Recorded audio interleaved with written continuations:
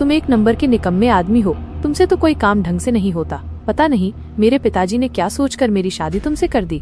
तुम्हें दिखता नहीं, घर में अनाज का एक दाना भी नहीं बचा है। क्या अब मुझे भूखा रहना पड़ेगा? यही है तुम्हारा मर्द होना। कभी कभी तो लगता है किस्मत फूटी थी मेरी, जो तुम्हारे जैसे आदमी से ब्याह हुआ। और शायद भगवान की ही मेहरबानी है कि हमारे कोई औलाद नहीं हुई, वरना उसे भी भूखे पेट सोना पड़ता। बस बहुत हो गया, अब मैं चुप नहीं बैठूंगी। सीमा, मैं समझता हूँ तू दुखी है, लेकिन यकीन मान, मैं भी हर रोज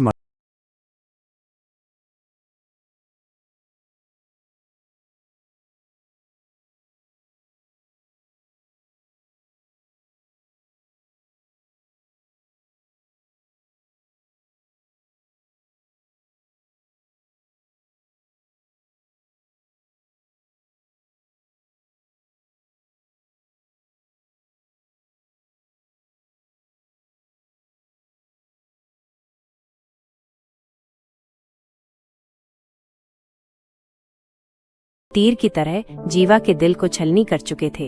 वो कुछ ना बोला, बस नजरें झुका लीं। सीमा गुस्से में कमरे के अंदर चली गई और जीवा बस वहीं खड़ा रह गया। जीवा बेचारा अपने आप को कोसते कोसते घर से निकल गया। दिल बोझिल था, आंखें नम थीं, उसके हर कदम में हार की आवाज थी। मैं भी कितना बेकार हूँ, अपनी बीवी को 2 वक्त का खाना नहीं दे सकता। थू है मेरी इस जिंदगी पर। न किस्मत साथ देती है, न हालात। जीवा बेचारा थोड़ी दूर ही गया था कि तभी पीछे से किसी ने आवाज लगाई। अरे ओ पनौती, क्या बात है रे? चेहरा देख के तो लगता है जैसे किसी ने कर्ज मांग लिया हो। तू खेत जोतता है या खेत को बर्बाद करने का ठेका ले रखा है? अबे छोड़ यार, इसके चेहरे पे 12 क्या सीधा 24 बजे हुए हैं। हर साल यही रोता है, फसल खराब हो गई, किस्मत नहीं साथ देती। किस्मत भी क्या करे जब आदमी खुद ही हार मान चुका हो। अगर सुस्ती की खेती होती ना, तो सबसे ज्यादा उपज इसी के खेत से आती। लगता है आज भी बीवी ने घर से निकाल दिया।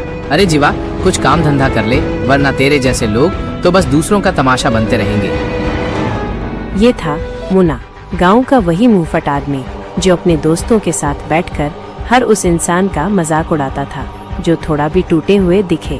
और इस बार उनके निशाने पर था जीवा बेचारा क्या करता। कभी कभी जब जिंदगी हर ओर से चोट देती है तो इंसान चुप रहना ही सीख जाता है। वो वही करता आया था जो हमेशा करता था, एक कान से सुना और दूसरे से निकाल दिया और चुपचाप बिना पलटे वहां से चला गया। दोपहर का समय था, जीवा खेतों के रास्ते से चुपचाप गुजर रहा था। उसके चेहरे पर थकान और उदासी साफ झलक रही थी। तभी पीछे से एक आवाज आती है। अरे ओ जीवा, कहाँ जा रहे हो यार ऐसे अकेले अकेले?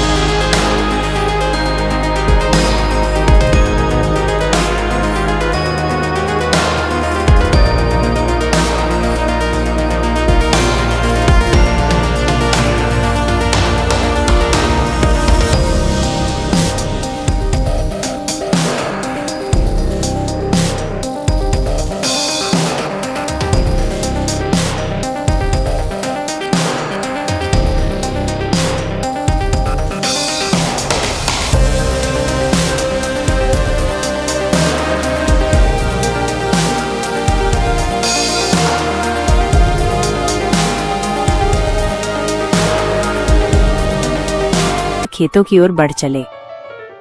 एक खेत जीवा का था, एक सुनील का, लेकिन इस मिट्टी से, इस मेहनत से दोनों का रिश्ता एक सा था।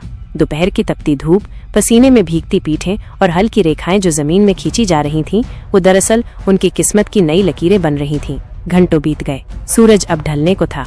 जीवा का खेत अब जोतने की आखिरी कगार पर था। हर फावड़े के साथ जैसे उसके भीतर की थकान मिट रही थी और थोड़ी ही देर में उसका खेत पूरी तरह जोत चुका था।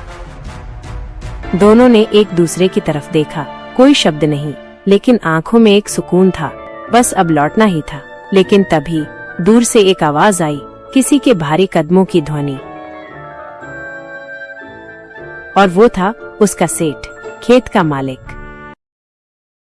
वाह सुनील, आज तो कमाल कर दिया रे, पूरा खेत जोत दिया। अब कल से तुझे नई जगह पर लगाऊंगा। अच्छा काम किया है तुम दोनों ने।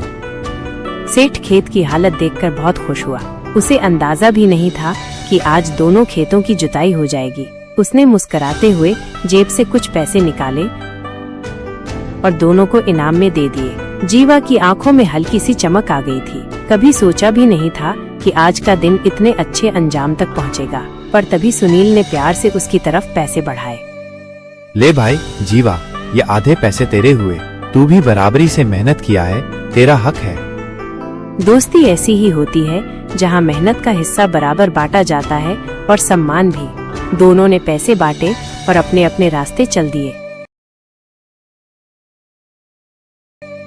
इधर जीवा के मन में कुछ चल रहा था, एक राहत, एक सुकून कि आज मेहनत रंग लाई।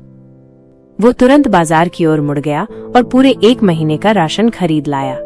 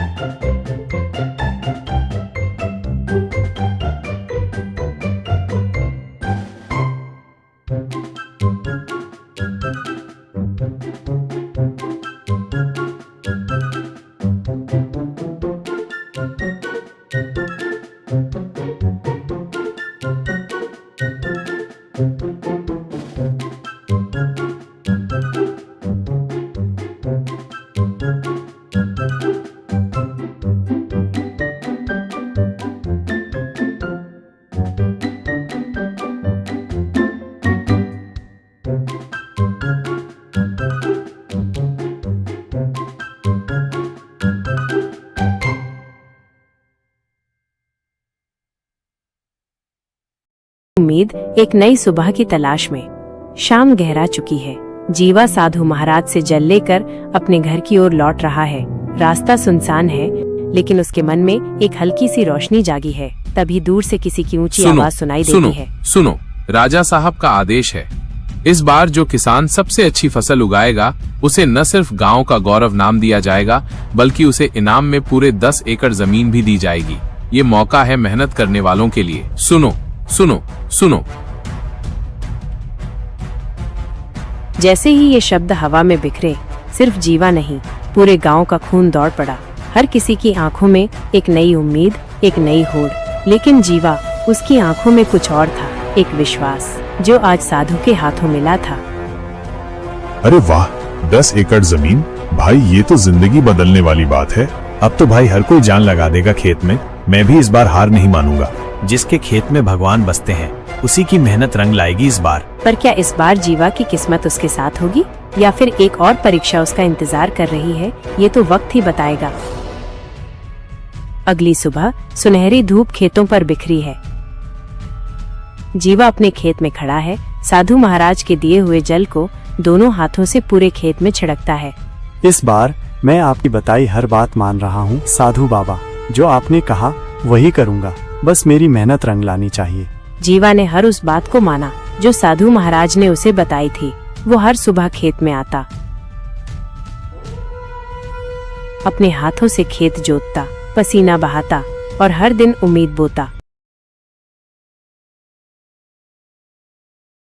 धीरे धीरे जहाँ बंजर मिट्टी थी वहाँ हरियाली मुस्कुराने लगी। जीवा के खेतों में जैसे कुदरत खुद आकर बस गई थी।